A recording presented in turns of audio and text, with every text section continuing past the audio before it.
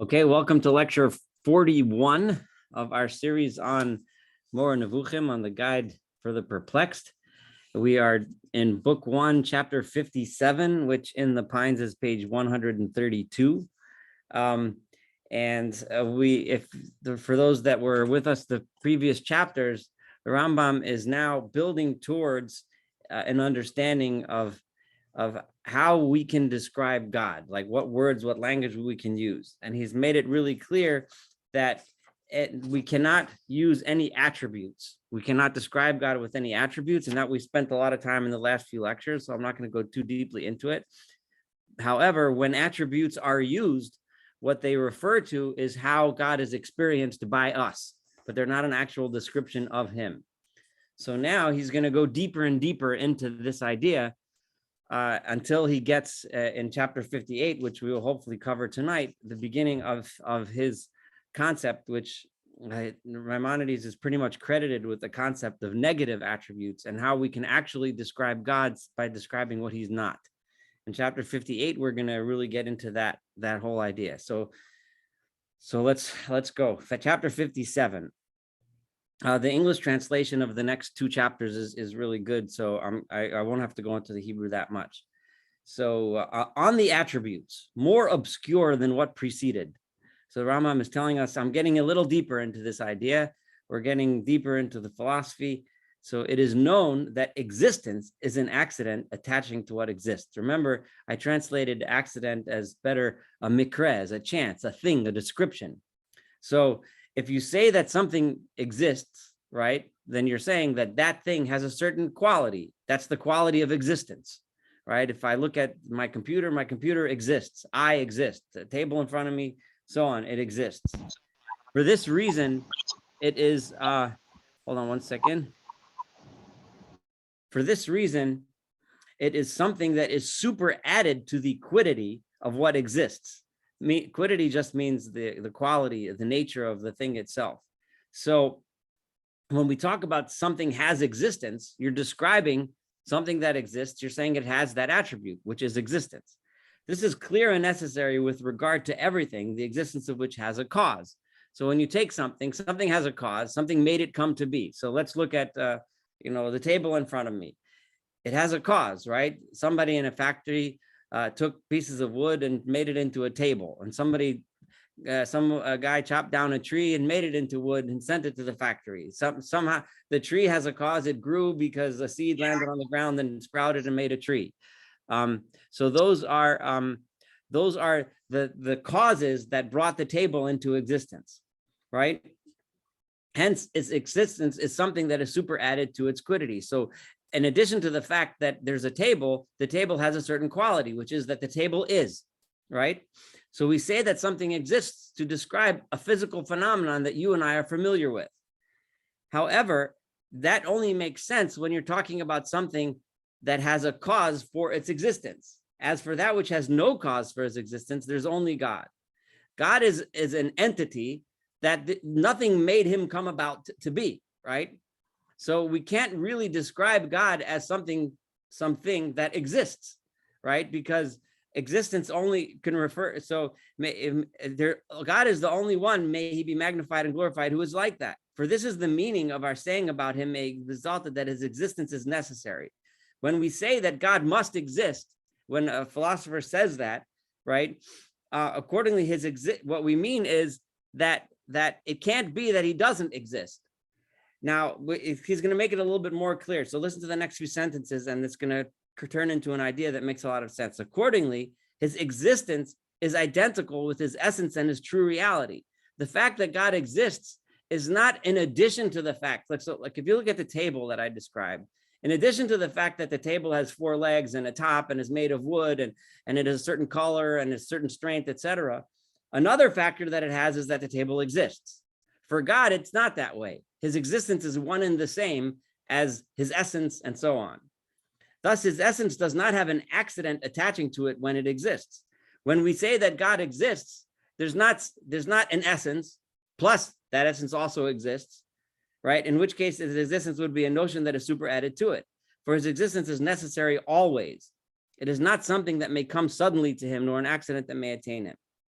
Now, here's the crucial sentence. Consequently, he exists, but not through an existence other than his essence.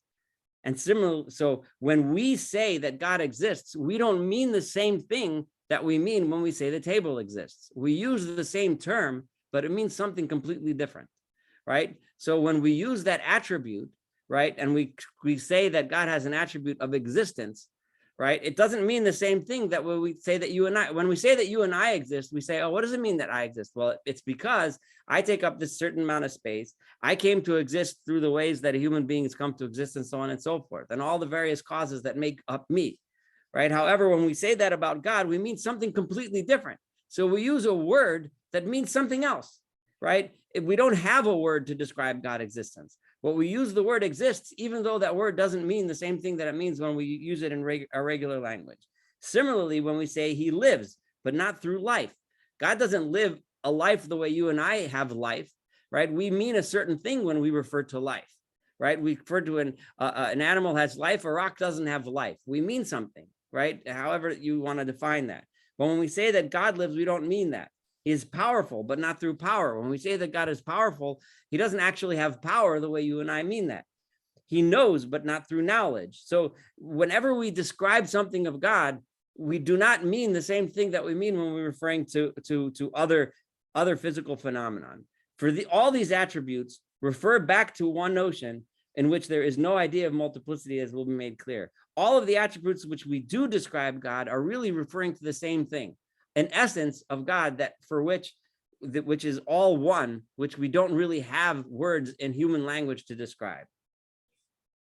And that even as we zero in towards the oneness and unity of God, this is the next chapter. It is likewise necessary to know that when we describe God as one, we also don't mean one in the same way when we describe a human being as one, right? I could say there's one Saul Weinreb who was born on January 19th, 1969, who lives in Birmingham, et cetera, et cetera. There's one, but that's not the same thing as saying God is one, right? It's a different thing. Because when we describe the oneness of me, the oneness and multiplicity are accidents that attain an existent thing with regard to its being many or one. When we usually say maybe there's lots of them, maybe there's only one of them. But with God, this is made clear in the Metaphysics. He's referring to the writings of Aristotle. Oneness is not identical with the thing that becomes one, just as a number is not identical with the things that are numbered. When we describe my oneness, we're referring to a certain quality that refers to me. It's interesting, by the way, I'm in the Army Reserves, and there's like millions and millions of people in the Army Reserve. So when they give out in the Army, in the military in general, so when they give out email addresses. So let's say your name is John Doe. There's always John Doe 2 or John Doe 10 or John Doe 12 .army .etc. I'm the only Saul Weinreb in the military, and that's rare. I almost never saw anyone. There's very few people that don't have a number attached to the name. You pick your name. There's got to be somebody out there that was somebody, but not me. So anyway, but there's so for all these things are accidents belonging to the genus discrete quantity, which is attached to existent things that have the disposition to receive accidents of this kind. So now, to ascribe to him whose existence is necessary, who is truly simple, to whom composition cannot attach in any way, the accident of oneness is just as absurd as to describe to him the accident of multiplicity. Just like it's crazy to say that there's lots of gods, right? Or there's lots of parts of God. It's also crazy to say that God is one, right? Even though we use the term all the time. So Rambam is driving farther and farther in. That's what he meant in the beginning, where he says, I'm going to get even more obscure.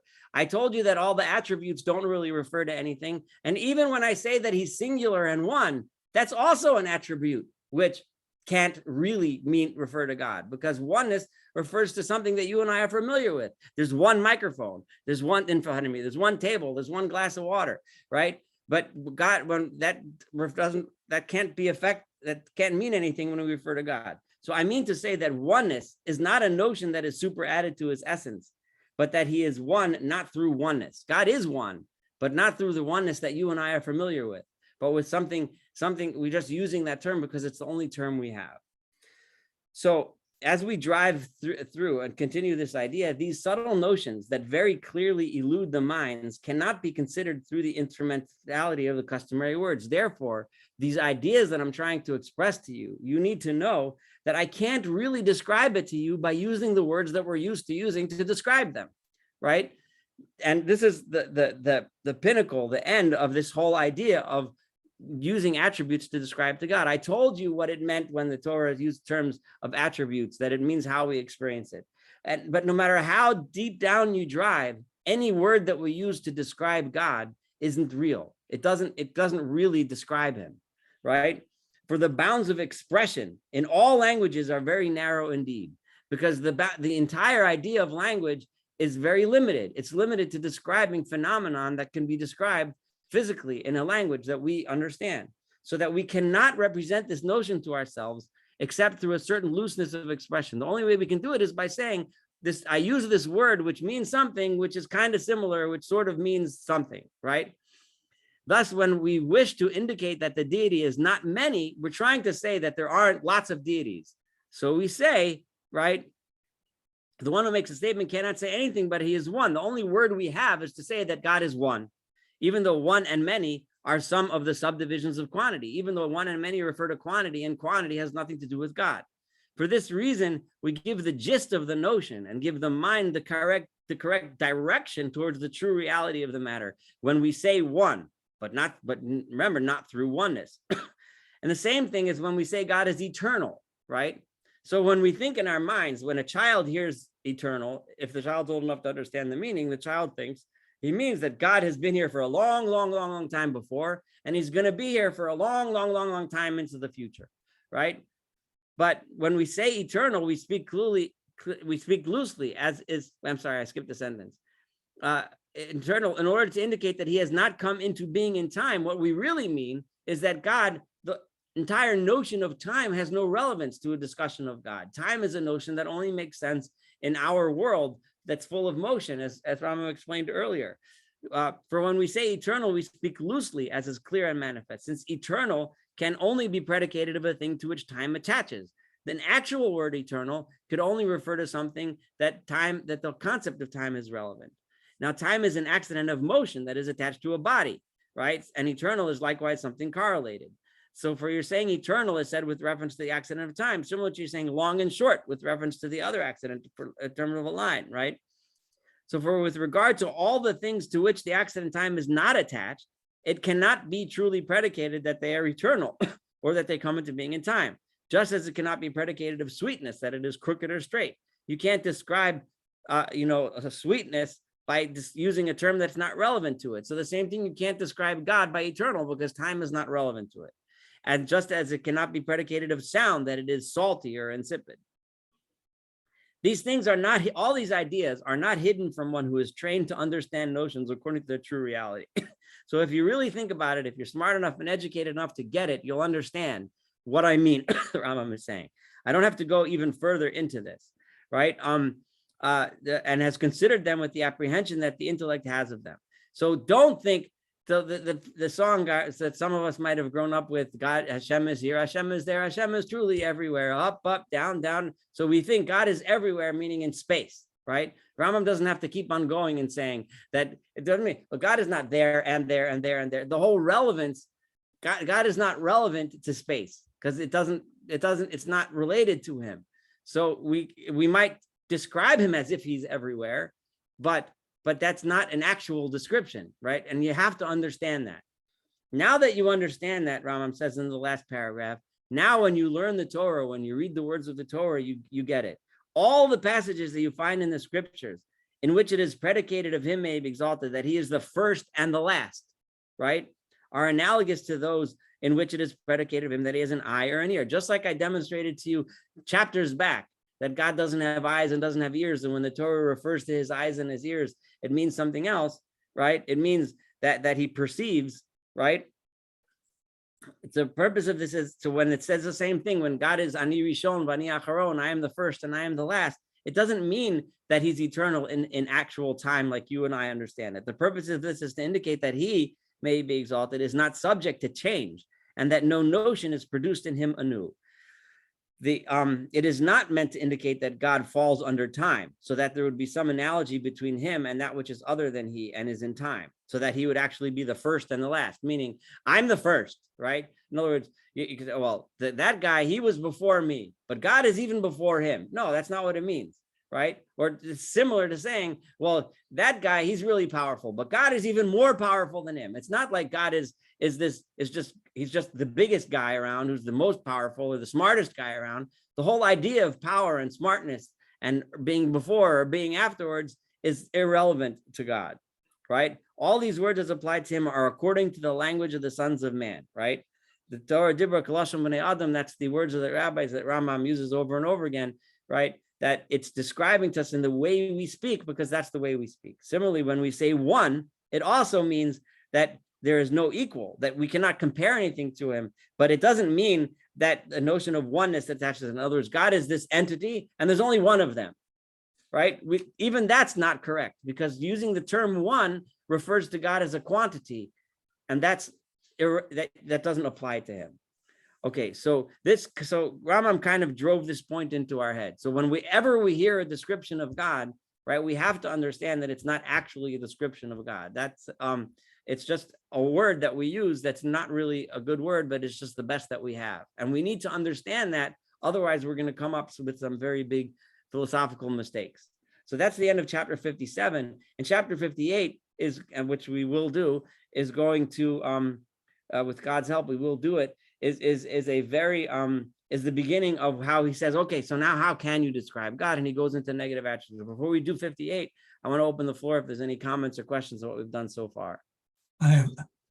So does that mean the Shema is something that we no longer should place the same weight to or importance, or we shouldn't, since the oneness has just been undermined because it's not, we don't know what one means. No, well, that's great that you brought that up. So, right. And remember, Rambam said very clearly, all passages you find in the scriptures, right? Right.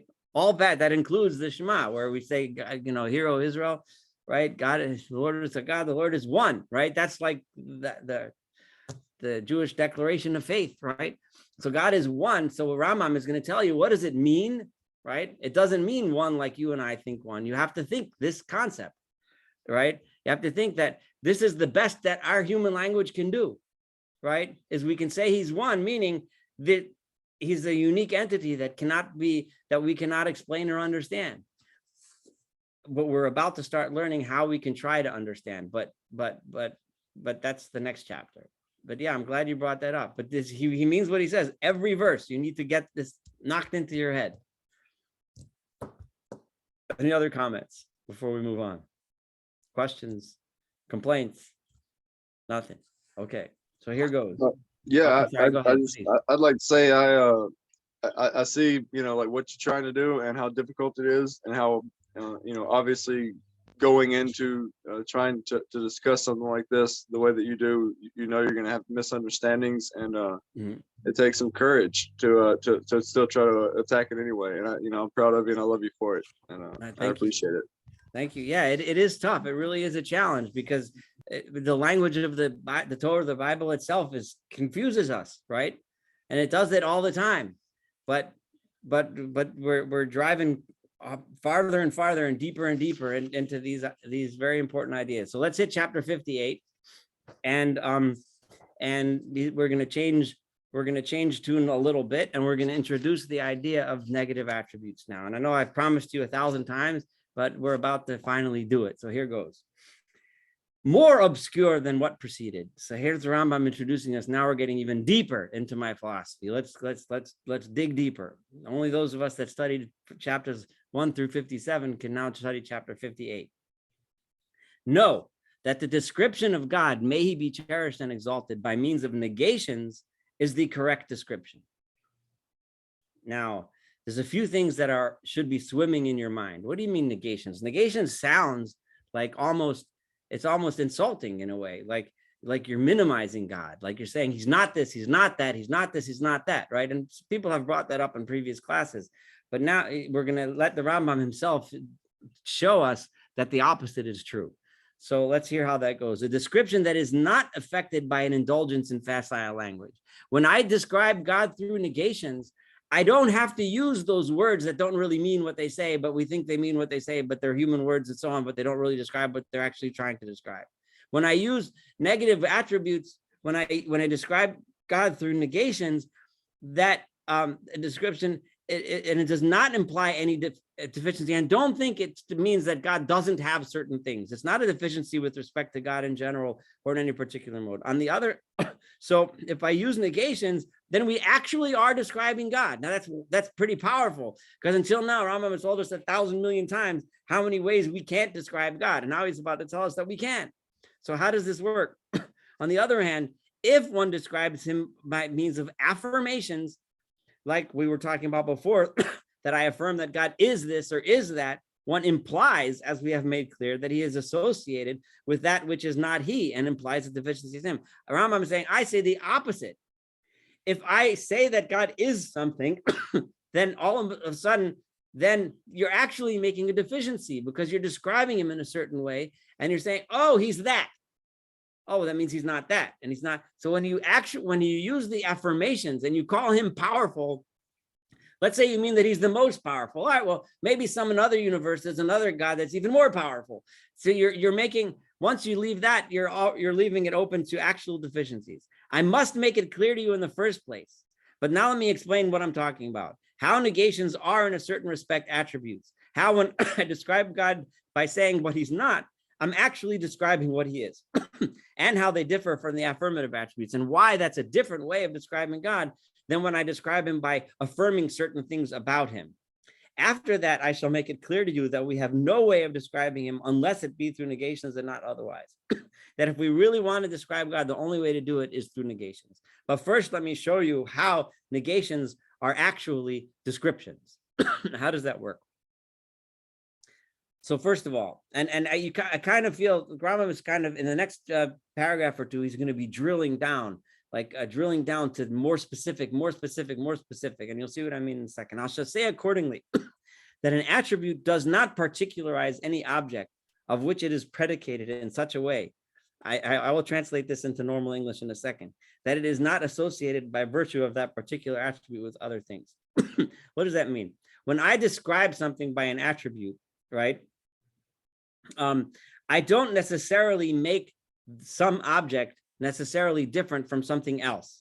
On the contrary, the attribute is sometimes attributed to the object of which it is predicated, in spite of the fact that the latter has it in common with other things. So for instance, if you see a man at some distance, right? You're standing and you see a man walking towards you from a far way away. And if you would ask, what is this thing that is seen? You're not sure what you're seeing. You don't, is it a person? Is it a tree? Is it an animal? You don't know what you're seeing. And somebody would tell you that's a living being, right? So that's an affirmative attribute. You're saying about that man that you're seeing at a long distance that it's a living creature. This affirmation would indubitably be an attribute predicated of the thing seen. So yes, that thing is a living being. However, it doesn't particularize it. You don't know everything about, you don't really know what it is yet, right? All you know is you said it's a living being, but all you really know is that it's not a dead thing. It's not a rock, right? Distinguishing it from everything else. However, a certain particularization is achieved. Namely, it may be learned that it is not a body belonging to a plant or a mineral. It's not a rock or a tree. Similarly, if there was I have to read this whole paragraph for you to really get all this thought. I promise I'll make sure you guys get this, because it's really interesting. Similarly, if there were a man in this house and you knew that somebody is in it without knowing what it is, and would ask saying, what is in this house? And the person would say, there is no mineral in it and no body of a plant, right? A certain particularization would be achieved, and you would know that a living being is in the house, though you would not know which animal. So in other words, by using negations, I just made an affirmation, Rambam says, by saying it's not a tree, it's not a rock, and that's in this box or this house, right? And it's not a plant, I know it's an animal, right?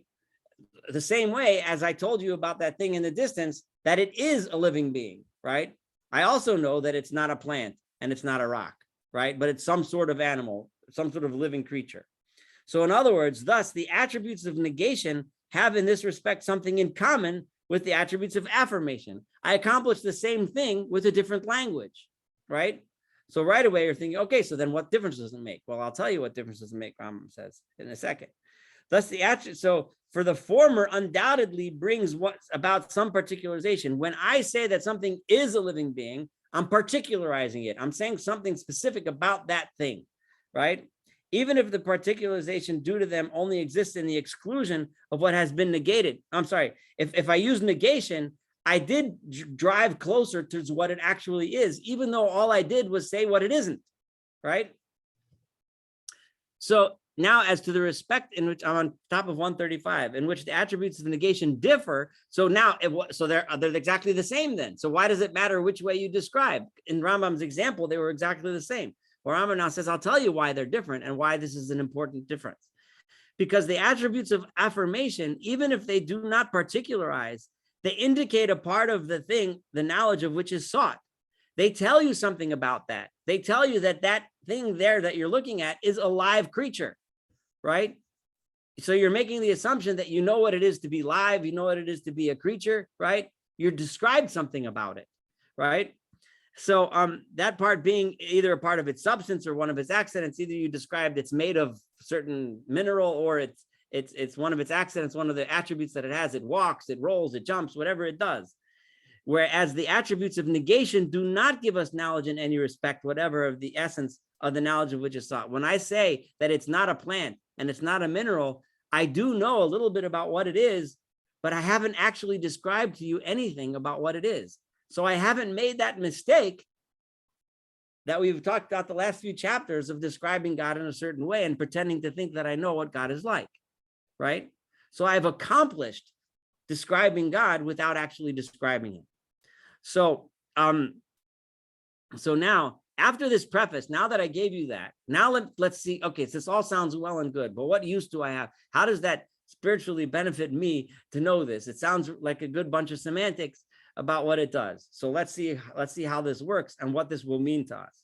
I shall say that it has already been demonstrated that God, may he be honored and magnified, is existent of necessity, and that there is no composition in him, right? I said he has to exist, right? Even though, remember, that's somewhat contradictory because he told us already, right, that he doesn't really exist. The word is not appropriate, but again, he has no other word to use, as we shall demonstrate. Later on, I will prove to you that God exists. That's in the second book where Rambam goes through a lot of the philosophical proofs of God's existence. But just assume for a moment that God has to exist, he's saying. I'll prove that to you later, right? And that we are only able to apprehend the fact that he is, but we cannot apprehend his quiddity, right? We know that he is, right? And I'm going to prove that to you later. Rambam says, just trust him on that one. But we cannot say anything about his actual essence. We can't describe him. It is consequently impossible that he should have affirmative attributes. So here is when a human being thinks of something, this is an important subject. This comes up a lot in meditation and in a lot of spiritual practice. The idea of the concept of what's I, of who I am, right? That there's something within us, an entity that perceives other things. And Rambam is saying, so but that's separated from the things that I perceive, right? So like I feel something, so I'm perceiving a certain emotion. There's a certain I that perceives that. Within God, we don't have that. That's what this next sentence is saying. For he that has no that outside of his what or who, hence an attribute cannot be indicative of one of the two. All the more his what is not compound, so that an attribute cannot be indicative of two parts. God cannot have, there is no such thing. We can't divide God into the perceiver and the perceived, okay? All the more he cannot have accidents. Accordingly, he cannot have affirmative attributes in any respect. But I'm going to run through that paragraph because I want to get to the next one. As for the negative attributes, they are those that must be used in order to conduct the mind toward that which must be believed with regard to him. When we use negative attributes, what we're doing is we're driving our mind closer and closer to what we're supposed to know about God. So this is how we do it, right? For no motion of multiplicity can attach to him in any respect on account of them. We cannot imagine that God there's no multiplicity. right? We cannot, and think about that for a minute. There's no multiplicity. There's no good and bad God. There's no evil, and there's no angry and nice God. There's no compassionate and jealous God. We don't appeal to one side of God versus the other. We don't do that, right? We can't do that. So it's important for us to simply remind ourselves there is no multiplicity there. So and moreover, they conduct the mind towards the utmost reach that man may attain. If you think about that, you start getting closer and closer to an understanding of the God that we're supposed to relate to, one that has no multiplicity, right?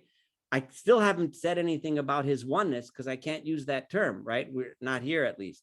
So for instance, it has been demonstrated to us that it is necessary that something exists, right? Other than those essences apprehended by the means of the senses, and that, right? Something exists, right? There's a God that exists, but his existence is not like ours. That transcends anything that we can imagine. We can see all kinds of things. We can see the table and the car and the windows and the things in front of us. We can see mountains and rivers and streams, and we can understand them. We can perceive them. But God is beyond that. God is more than that. His existence is something that we can't perceive. And you have to try to think about that, meditate on that idea of this thing. We say that it exists, the meaning being that its non-existence is impossible. It can't be that he doesn't exist. And that's all I can say. I can't say any more than that. He exists, but in a way that's something beyond what my mind can describe. We apprehend further that this being is not like the being of the elements. Elements, what you and I would say, sodium, potassium, whatever, but the Rambam was looking at it as dirt, wind, fire, the same idea, the concept that these are inanimate things, stuff that has no life in it, which are just dead bodies. In other words, they're just things that everything is built out of, the building blocks. So we say accordingly but God is not like that. He's not like that. So we say he's living, meaning that he may be exalted. He's not dead. He's not just a thing of which you build stuff out of. He's not like that. Comprehend that idea. Make that idea bring that idea into your mind. He's not dead. He's not just a thing that sits there, but we can't comprehend. We can't describe what he's like. We apprehend further that this being is not like the being of the heaven. Remember, Rambam assumed the heaven was made of stuff, right? And it was only in the turn of the 20th century that we learned that space is made out of space, right? They always thought that space is made out of stuff, and they called it different things at different times, right? But that's how the stars are embedded in stuff, and it rotates around, right? So the heaven it's not like the heaven, which is a living body, because the heaven has life to it, because it moves. Right? We say accordingly that he is not, but God is not like that. So imagine in the Rambam's day, he's looking at the heavens. It's one of the most grandiose and incredibly vast things that you can see, that's moving all the time. The skies and the heavens are moving, but God is not like that. He's beyond that. He's something that we can't describe, right? We apprehend further that he's not like the being of the intellect, right? Me and you have a brain. We think about things. We imagine things. We talk all the time about how amazing the human imagination is and the kinds of creativity a person can have and how smart it is. We can come up with incredible theories and scientific discoveries and art and music and all this wonderful stuff. But God is beyond that, right? He's not an intellect, right? It's something that we can't describe. We can say he's not an intellect, and how incredibly amazing that is, right? So we apprehend further, which is neither a body nor dead, but it's caused. Rambam says our intellect, it's not a body. Rambam is imagining that's a soul, right? But it comes about something made that soul happen, right? And it exists in this real world of existence, and we feel it, we know it, we think it, right? But God is not that. He's beyond that. We say accordingly that God is eternal, right? We say he's eternal, but we don't mean that he's in time. He's just a really old guy that happens to be able to live on forever and ever and ever. That's not what it means. He's beyond that. He's beyond time, right? The meaning being, I'm turning the page to 136, that he has no cause that has brought him into existence. When he say that it's beyond time, nothing said, well, God came around at some point, just it was a really, really long time ago, and something made him come about. That's not how it works. He's beyond that. We can't understand it. We apprehend further that the existence of this being, which is essence, suffices not only for his being existent, but this God is a creator, right? And we call him a creator. We can't call him an attribute and say that he got up and stood with a hammer and nails and built something, right? But rather, all this other existence, the stuff that you and I do see, flows from it, right? flowing from that essence. And this overflow is different. We can describe it as if we describe God as a breathing life or the heat of a fire or so on. Unlike the proceeding of the light of the sun, we can say that light comes from the sun, light comes from a flame, heat comes from a fire. Things overflow from a certain essence that we're familiar with, but God is beyond that. It's something that we can't even, the way the world and the essences that we know came from God is in a way that we can't comprehend, right? Constantly procures for these, and constantly that whatever it is, however that works, which is a way that we can never understand or describe, is something that procures for those existence, duration, and order by means of wisely contrived governance. All that happens through some sort of a process which we perceive as very smartly done, right? God, it's incredible how all this works, right? But that force of God, and I'm using the word force because I don't have another word for it. Accordingly, we say of him because of the notions he's powerful, he's knowing, he's willing, because we imagine that it requires this incredible amount of power to make all that go, right? It's a tremendous amount of knowledge, a tremendous amount of will to make it all happen. But we describe it that way while we keep telling ourselves only by saying that he's not, he does not have knowledge like we have knowledge. He does not have will like we have will. He does not have power. He's not just more powerful than us. It's something beyond that. So we're getting closer and closer. We're learning more and more about him without ever saying anything that actually describes him.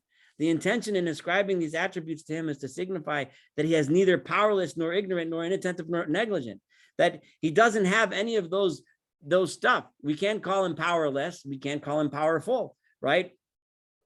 Now, the meaning of our saying that he is not powerless is to signify that his existence suffices. The very fact of God is enough to bring into the existence of things other than he.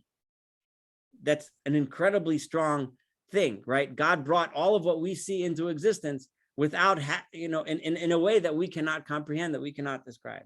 The meaning of our saying that he is not ignorant is to signify that he apprehends, that is living, for every apprehending thing is living, right? The meaning of our saying that he is not inattentive or negligent is to signify that all existent things in question proceed from their cause according to a certain order, that there's an order to the world. The world works according to the rules that God put into this world, not in a neglected way. It just doesn't happen haphazardly so as to be generated as chance would have it, but rather as all the things are generated that a willing being governs by means of purpose and will, right? So but not because God has the purpose like you and I have purpose, but in a way that we can't comprehend. We apprehend further that no other thing is like that being.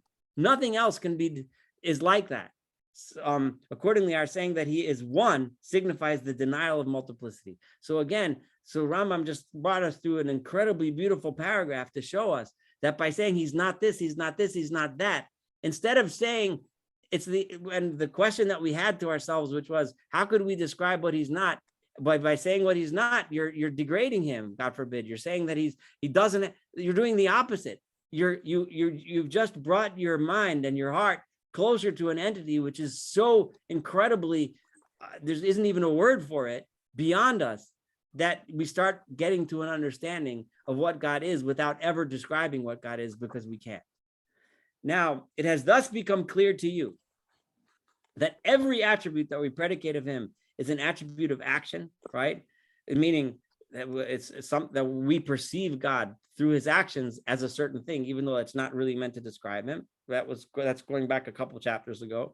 Or if the attribute is intended for the operation of his essence or not of his action, then what it really means is it signifies the negation of the privation of the attribute in question. What we mean is to say not that he has it, but that he doesn't have the opposite of it, right? So if I say that, like Rambam said, I say that God is all-knowing, I mean he doesn't have a lack of knowledge. Does that make sense, right? Whenever the Torah says God is knowing, it means, and this Rambam saying that, he said it very clear, whenever the Torah uses those terms, it means he doesn't have a lack of knowledge, right? So when you and I perceive, I go over to somebody and I go to a dentist and I have a thing in my tooth, and then I say, and I go back and my thing still hurts. I say, what a dumb dentist. He doesn't know how to fix my tooth, right?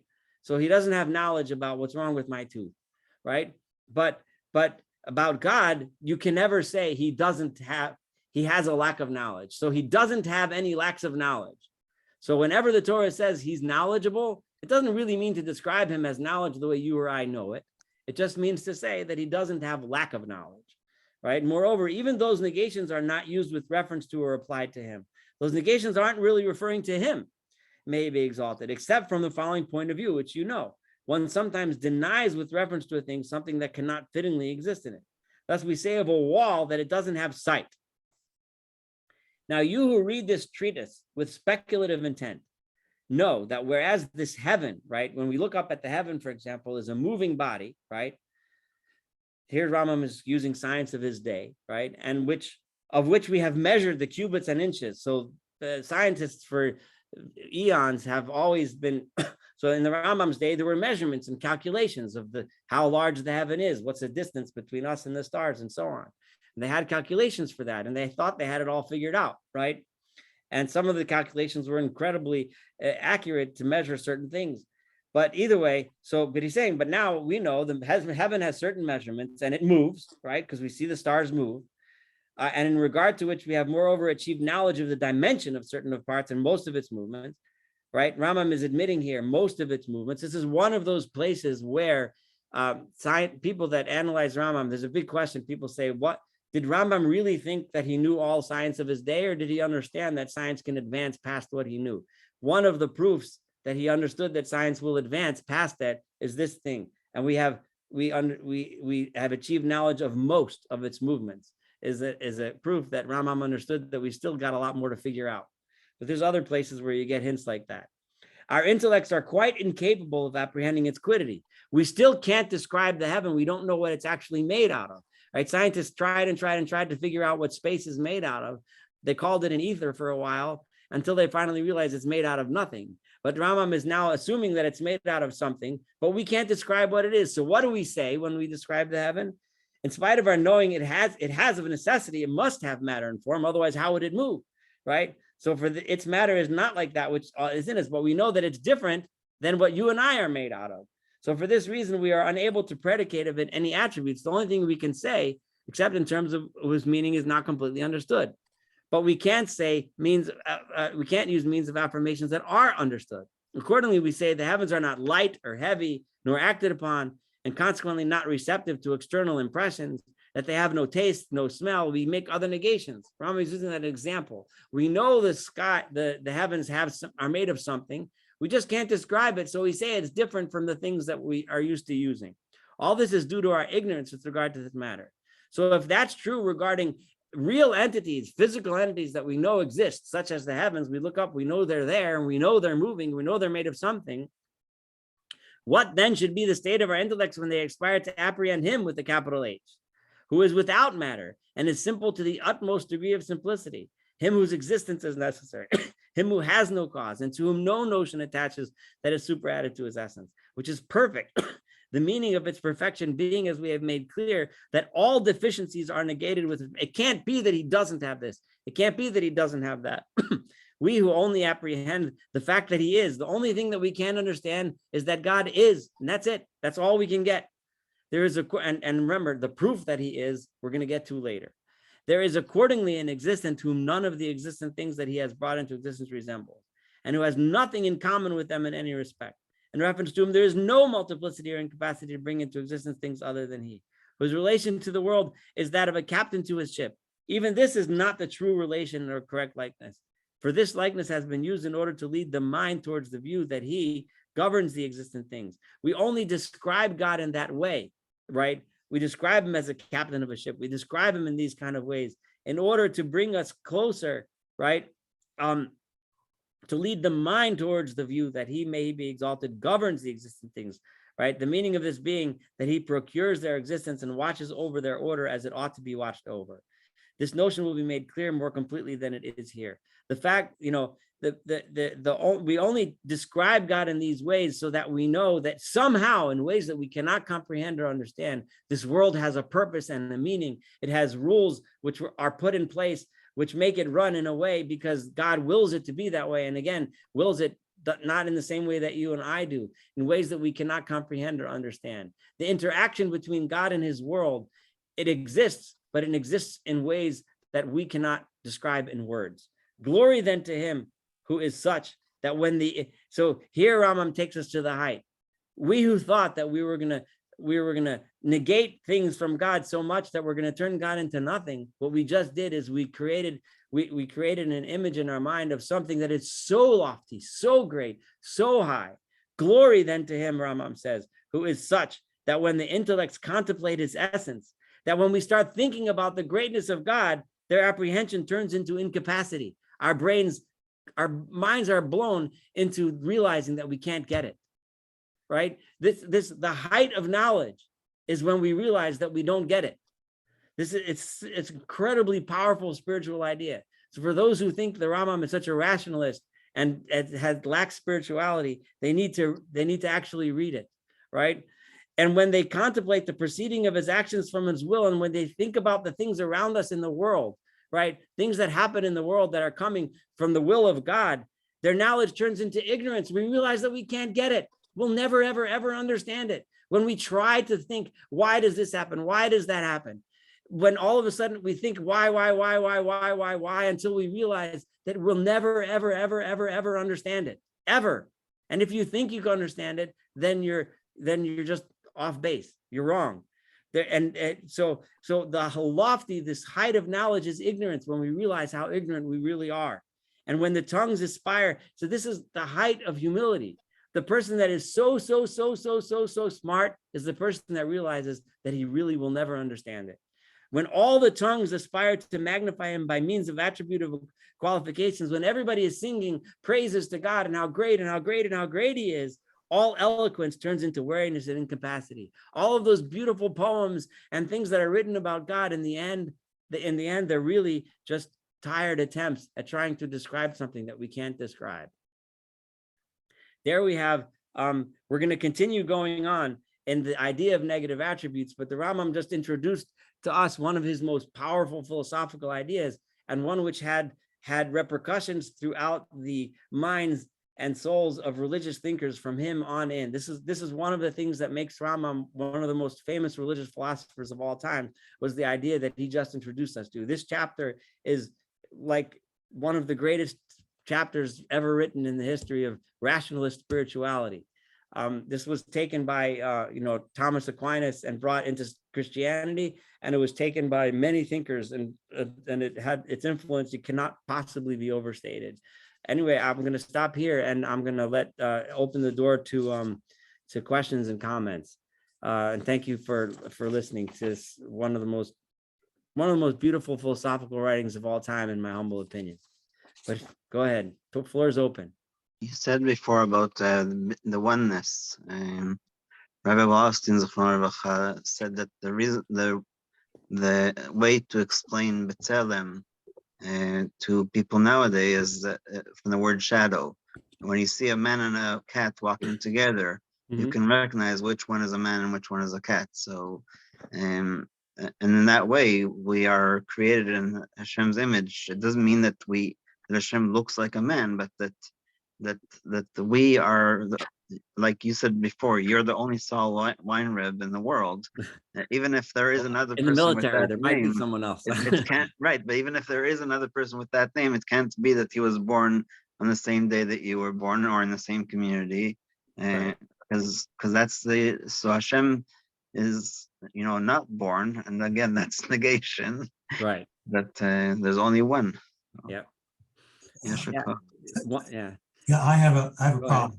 I'm looking at the Shemona Esrei, looking at the opening prayer, which we all say off the day. Okay, after we mentioned Jacob, Abraham, the great, mighty, and awesome God, the supreme God who bestows beneficial kindness and creates everything, who recalls the kindness of the patriarchs, his Redeemer. So when I read that, as often as we're supposed to, and then I think of what we've just read, all eloquence turns into weariness and incapacity.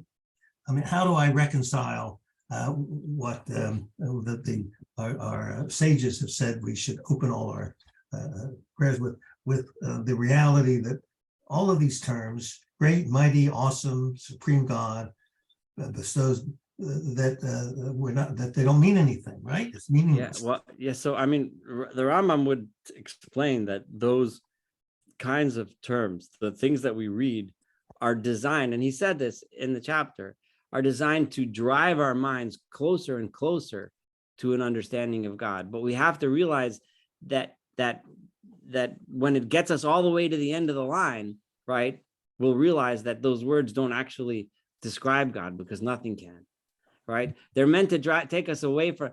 So when you tell a child God is everywhere, he's up, down, right, and left, right?